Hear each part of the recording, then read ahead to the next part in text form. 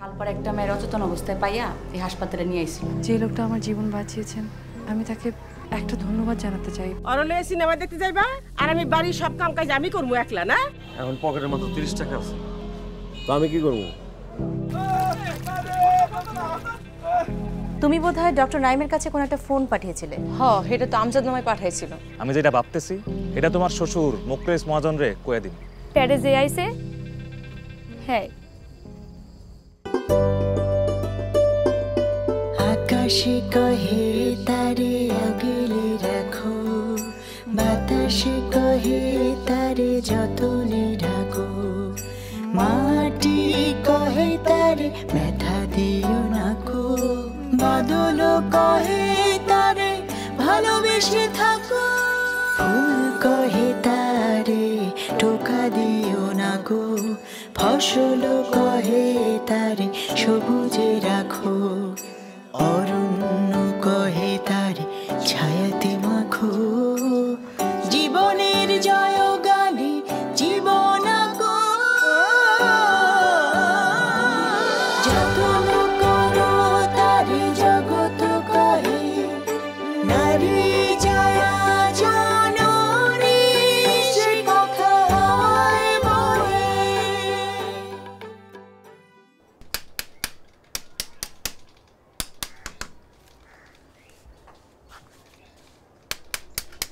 বাস হয়ে গেছে, ধর। সেলিম, তুই যা, হাত মুখ ধুয়ে যা। হাত মুখে আরে কাজ করছো, হাত হাত হাত ময়লা হয়ে গেছে না? যা, হাত মুখ ধুয়ে যা।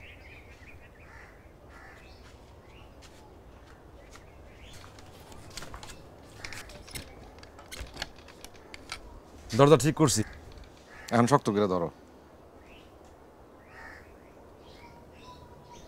আরে দরজা কই নাই তো, আমারে শক্ত করে ধরো। হরো ঢং করো না, সময় নেই। আরে ছাড়ো তো, ভালো রাগ হয়েছে, এখন একটু কথা কও। তোমার আমি বিশ্বাস করি না। আচ্ছা ঠিক আছে, এখন থেকে তুমি যা যা কইবা তাই তাই করো, যেমনে যেমনে চলতে কইবা হেমনে হেমনে চলুম, এরপরও বিশ্বাস করো। হয়েছে হরো।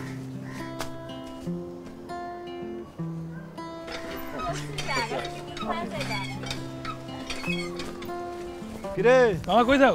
শোনা ভাই বাড়িতে। চল আমি যাবো তোমার লাগে। চল তাহলে, চলো চল।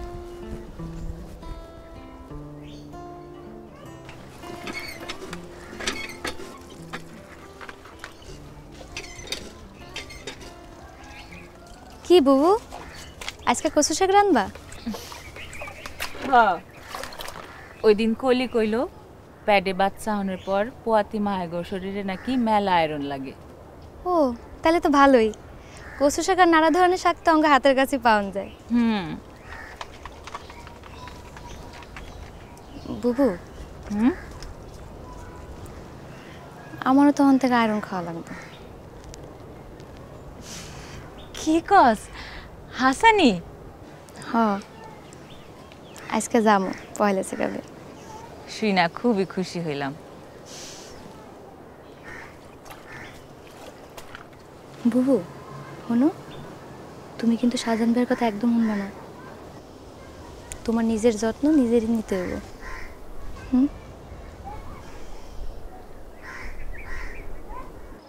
তুমি খামোখাই কইতাছো, তোমার কি দোষ?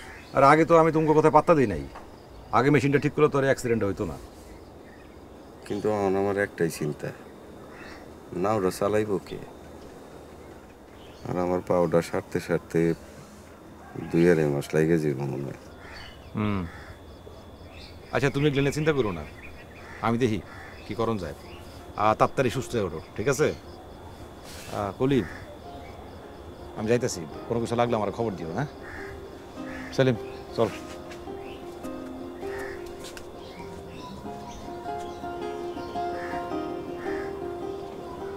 কাকা যাই। হ্যাঁ বাজান, গেলাম কলি।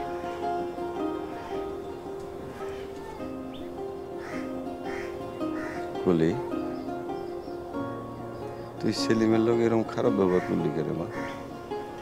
করবো না, সে তোমার এরকম অবস্থা হাসপাতালে একটা ফালাইয়া খেলতে গেছিল। না রে মা, ওইদিন সেলিম না থাকলে এত জলদি আমি হাসপাতালে যাইতে পারতাম না, আর আমার চিকিৎসা এত জলদি শুরু হইতো না। এটা তুমি কি কও? আরে মা, সেলিম নিজে ক্যান্সারায় আমার নিয়ে গেছে, পুরাটা সময় আমার লগে আছে, শেষে আমি ওরে খেলতে যাইতে গেছি। আচ্ছা থাক, এসব কথা বাদ দাও, তুমি একটু আরাম করো তো বাবা। আরে মা, ঠিক মতো কাটা রাখো, শোয়ার চেষ্টা করো না। আচ্ছা।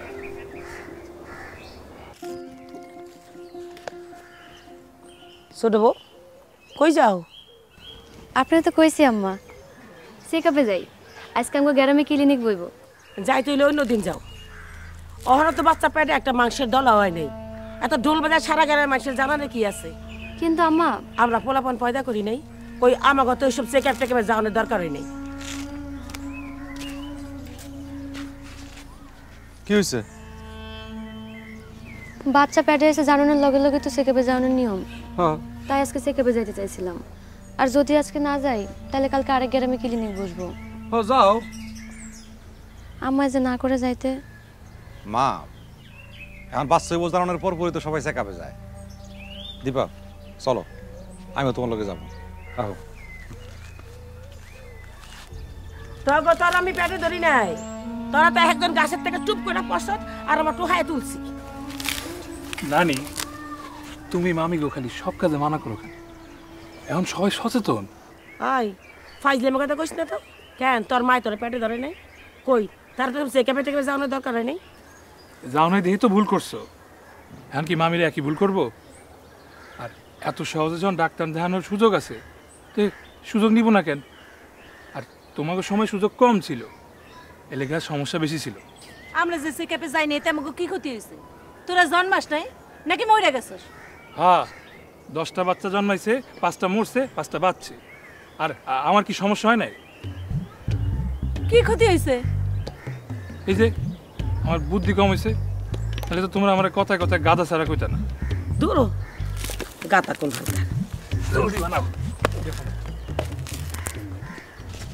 কামরা কি ভালো হইলো? কোনটা? এই যে আমার কথা শুনলা না, উল্টার মুখে মুখে তর্ক কইরা বরুলে চেকআপে যাইতাছো। ঠিকই আছে, মারে পরে বুঝাই কমু না, আর বুঝাই করলে মা বুঝবো। আরে আমার বউ আর বাচ্চার লাগে আমার একটা দায়িত্ব আছে না? আজকে তো মাত্র পহেলা চেকআপ, এরপর আর 3বার চেকআপ আছে, তখন আমার লগে যাও নাকি দেহ। আরে তুমি কোনো চিন্তা করো না, তোর প্রত্যেকটা চেকআপের ব্যবস্থা আমি করুম। আমি নিজে যাইতে না পারলেও তোমার চেকআপে যাওয়ানোর ব্যবস্থা আমি ঠিকই করে ফেলাম, আর তোমরা তো আমি জোর করে ঠিলাম চেকআপে পাঠাবো না।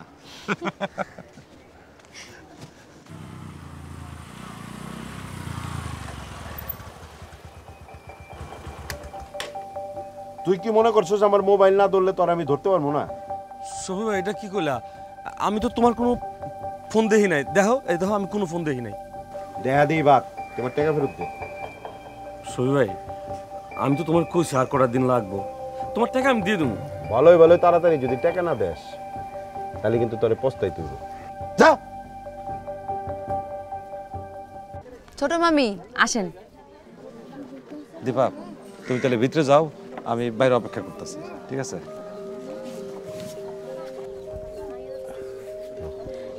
কাকু,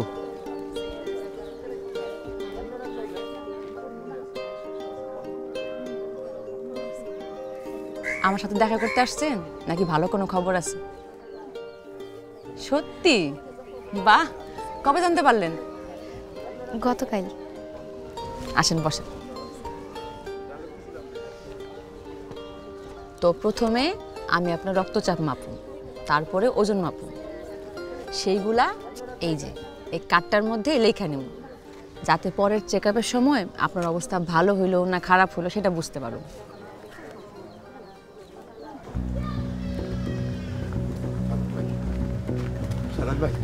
সাদান ভাই দোয়া করেন, সাদান ভাই। বাসুর হলো দুধ ছাড়ে নয় ভাই, এটা নিলে আমার ভবিষ্যৎ অন্ধকার ভাই।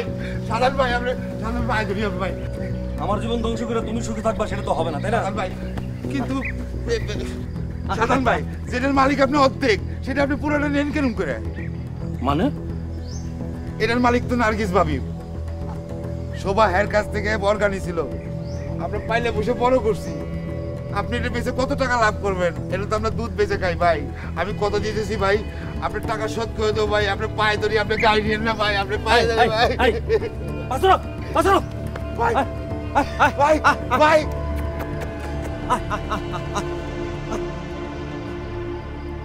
তেমন কিছুই হয় নাই, ভয় পাওয়ানোর কোনো কারণ নেই। আমি জানি। আমি আপনাদের কয়টা আয়রন ট্যাবলেট আর ফলিক অ্যাসিড ট্যাবলেট দিয়ে দিতেছি, যাতে আপনি আর আপনার বাচ্চার দুইজন ভালো করে বাইরে উঠবো আর শক্ত সবল হইব, তাই তো? এগুলো আমি জানি, কারণ এটা আমার প্রথম বাচ্চা না। এত ভিড়মি খায়ও না। তোমার আমজাদ মোহন লাগে আমার বিয়ে হইল, এরপরেই তো হ্যাঁ হারায় গেল। তারপর পরই জানতে পারলাম যে আমার পেটে বাচ্চা, তাই বাচ্চাটা আমি রাখতে পারি নাই। আপনি কোনো চিন্তা করেন না, আল্লাহর রহমতে আপনি এখন অনেক সুস্থ আছেন। কলি, আমি অহনো তোমার আমজাদ মামারে কইতে পারি নাই। আমি কইতে চাই, কিন্তু কখনো সেই সুযোগ হয় না। হ্যাঁ কইছে অহন থেকে আমরা নয়া জীবন শুরু করুম। আগে যা হয়েছে সেগুলো ভুলে যেতে হইব। আমি কি মনে করি জানেন, আপনার নিজের লেগেও আপনি যেটা চিন্তা করতেছেন সেটা করা উচিত। আর এইসব ধরনের চিন্তা ভাবনা আপনার এখন বাদ দেওয়া লাগবো, যে আসতেছে তার ভালোর লেগে, বুঝছেন?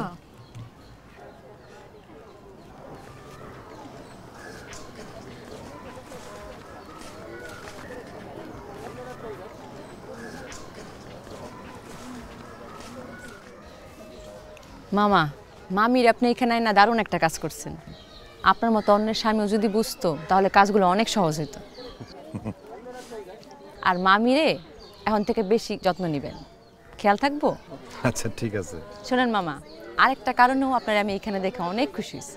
কেন? কারণ আপনি এইখানে আমার কষ্ট করে গিয়ে আপনার খবর দিতে হইল না। ওই যে আপনি খালপাড়ে একটা মহিলারে বাঁচাইছিলেন, তারপর তার উপজেলা হাসপাতালে নিয়ে দিয়েছি। ও হ হ, মানে হ্যাঁ কি অবস্থা, মানে কেমন আছে সে? উনি ভালো আছেন, সুস্থ আছেন, আপনার কথা কইছে, আপনার লগে দেখা করতে চায়। কেন আমার সাথে দেখা করবো কেন? হুমা, আপনি তারে বাঁচাইছেন না, আপনার লগে একবার দেখা করব না? আর দেখা না করলে তো তারে আপনি অকৃতজ্ঞ মনে করবেন। হ, তা তো ঠিকই। উপজেলা হাসপাতালে যে নতুন ডাক্তাররা পাইছে, উনি আমার কইছিল যোগাযোগ করতে। উনারে ফোন দিয়া আমি সব ব্যবস্থা করুননি। আচ্ছা ঠিক আছে। কলিব, তাহলে আজকে আমরা যাই না? আচ্ছা চলো। আসসালামু আলাইকুম। ওয়ালাইকুম আসসালাম।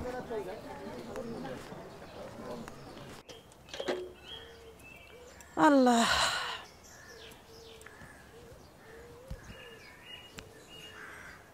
হইছে তোকে ডোল বাজানি হইছে? হ্যাঁ, লাশ শরমের বালাই নাই। সারা গ্রাম দুজনে মিললে নাচতে নাচতে ডোল বাজাইয়া জানান দিতে গেছো। কি কও মা, এত বড় একটা আনন্দের খবর আর তুমি? চুপ থাক, তোর খুশি লেগে তুই থাক। নার্গিস, নার্গিস কই? বুবু তো মনে গড়েই। কত টাকা জমাইছস? হ্যাঁ, গরু কিনছস, বাছুর কিনছস আমি জানি না? আব্বা তো মনে হয় নিয়ে আয় পড়বো, তার আগেই ঝগড়াঝাটি থামলেই হয়। আরে দূর, চিন্তা করো না, তার আগে সব শান্ত হয়ে যাবো। আহো। ভালো ভালো হইলেই হয়, আল্লাহ জানে কি হয় আজকে। আর কি হইব, কিচ্ছু হইব না।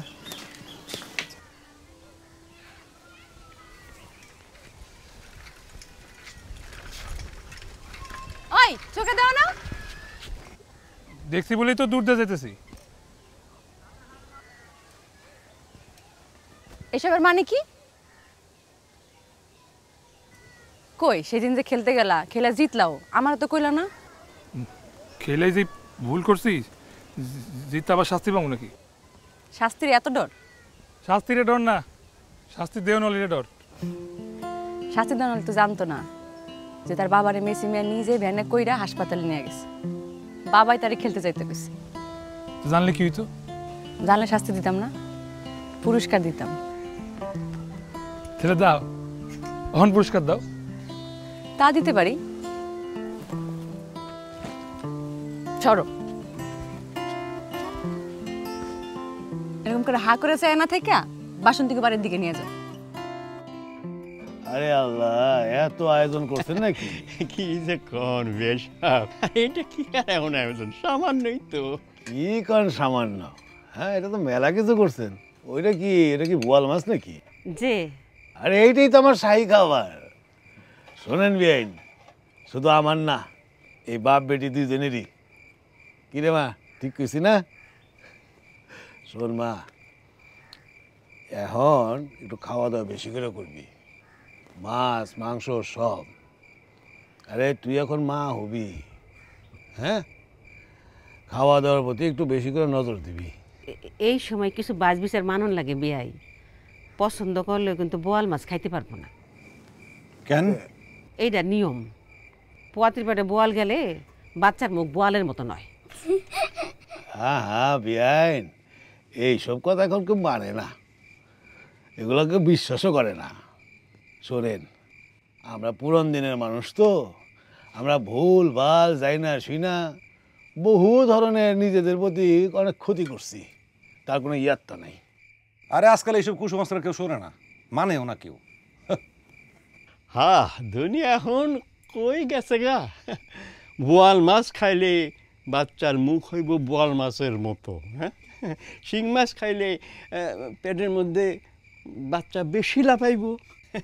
কিন্তু আজ পর্যন্ত কোনো বোয়াল মুখা বাচ্চা তো দেখলাম না, আর শুনিও নাই শিং মাছ খাইলে পেটের মধ্যে বাচ্চা শিং মাছের মতো লাফাইতেছে।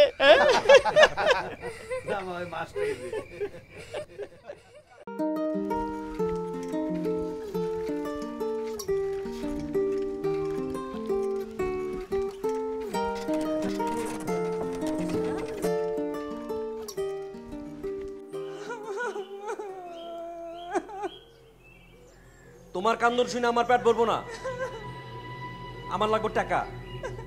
এই টুকটুকি, যা তো দাদার কাছে যা, যা। তুমি মাইয়াটার কথা, পেটে যেটা আসতেছে তার কথা চিন্তাই করবা না?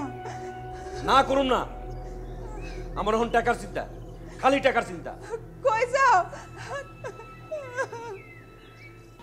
আসেন, সবকিছু ঠিকঠাক আছে, পরবর্তী চেকআপে নিয়ে আসেন। বাহ, গ্রামের মানুষরা তো বেশ ভালোই সাড়া দিচ্ছে কলি। জি আপা, তো এখনো মানুষকে বুঝাইতে হইব পোয়াতি হওয়ার পর যে চেকআপটা কত জরুরি, সেটার গুরুত্ব এখনো অনেকে বোঝে না। হবে হবে, তোমাদের মতো স্বাস্থ্যকর্মীরা যেভাবে কাজ করছে তাতে করে সুদিন আসতে খুব বেশি দেরি নেই। এখন চলেন, আমরা তোমার বাড়িতে যাবেন না? হ্যাঁ, দেরি হয়ে গেলে তার আবার পাওয়া যাবে না। হ্যাঁ চলো। তোমার যে গল্প শুনলাম সেটা তো একেবারে অবাক করার মতো আমজাদ। আরে আজকাল তো মানুষ মানুষের উপকার করেই না, আবার করলেও সেটা মনে রাখে না। ঠিক কথা কইছেন বেশ। আপনারা যে কষ্ট করে আমাগুলোকে দেখা করতে আইছেন, কি যে কমু। আমজাদ ভাই, শেষ পর্যন্ত আপনার সাথে দেখা করতে পেরেই আমি ভীষণ খুশি। আপনি সেই দিন না বাঁচালে হয়তো আজকে এখানে থাকতে পারতাম না। আপনি যে ভালো আছেন এটা দেখে আমারও খুব ভালো লাগতেছে, আর আমার তো মনে হয় আপনি আমার জীবনটারও একবারে পাল্টাই দিয়েছেন। আপনি শুধু একটা না আমজাদ ভাই, দুইটা জীবন বাঁচিয়েছেন। আমিও মা হতে যাইতেছি, আমি বুঝি আপনার কেমন লাগতেছে। আপনার এই সাহায্যের কথা আমি কখনো ভুলবো না। ঠিক আছে, আমরা তাহলে আজকে যাই। ঠিক আছে, তাহলে আপনাদের বাড়ির সবার সাথে কথা বলে খুব ভালো লাগলো। আপনাদের সবাইকে আমার খুব ভালো লেগেছে। আপনাকে একটা কথা জিজ্ঞেস করি।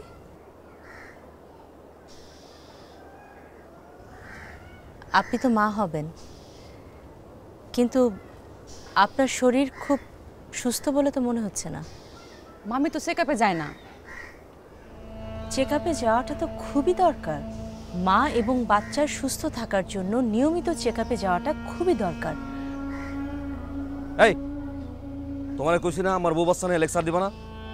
আজকে তো স্কুল খুলে বসছো, হেডমাস্টার নিয়ে আসতো ক্লাস নিতে, ওনাকে দেখেই আমি নিজে থেকেই কথা বলেছি, কলি কিছু বলতে বলেনি।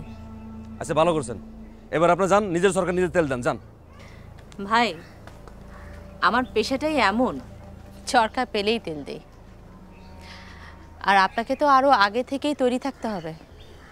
এর মানে আপনাকে টাকা পয়সা জমাতে হবে, নিয়মিত চেক আপ করাতে হবে, আর প্রয়োজনীয় সব ফোন নাম্বারগুলো হাতের কাছে রাখতে হবে।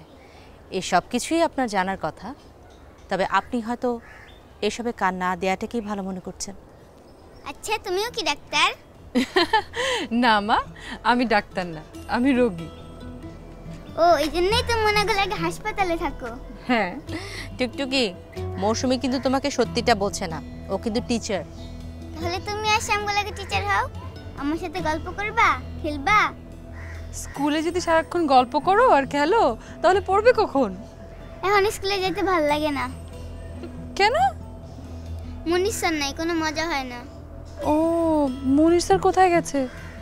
মনির স্যার ওগো অঙ্ক স্যার, মাঠে নিয়ে খেলতে খেলতে অঙ্ক করাইতো, পোলাপান সবাই খুব মজা পাইতো। আপনার তো মনে হয় টুকটুকির স্কুলে অ্যাপ্লাই করার দরকার।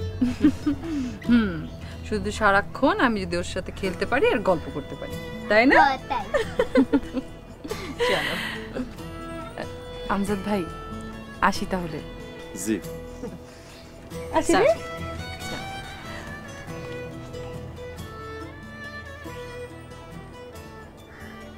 তুই একটু আসো তো।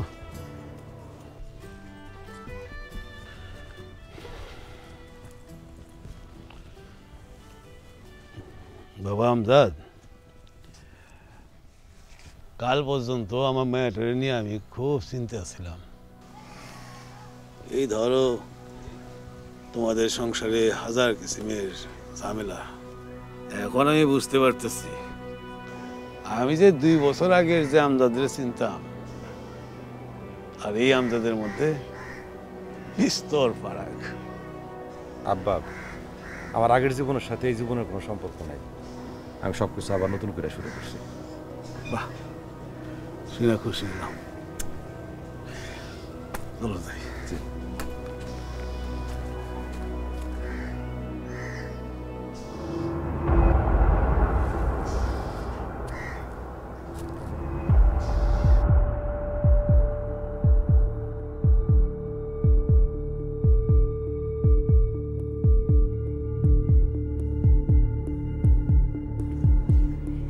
এতক্ষণ আমরা দেখলাম নাটক উজান গাঙের নাইয়ার ৮ম পর্ব। একজন নারীর গর্ভকালীন সেবা নিশ্চিত করবার জন্য পরিবারের সদস্যরা, বিশেষ করে স্বামী, কি কি ভূমিকা পালন করতে পারে সে বিষয়ে আমি নাবিলা কথা বলবো মেহেরবানু চরিত্রের অভিনেত্রী ডলি জোহরের সাথে। কথা হবে একজন গর্ভবতী মায়ের সাথে এবং জেনে নেব এ বিষয়ে একজন বিশেষজ্ঞ ডাক্তারের পরামর্শ।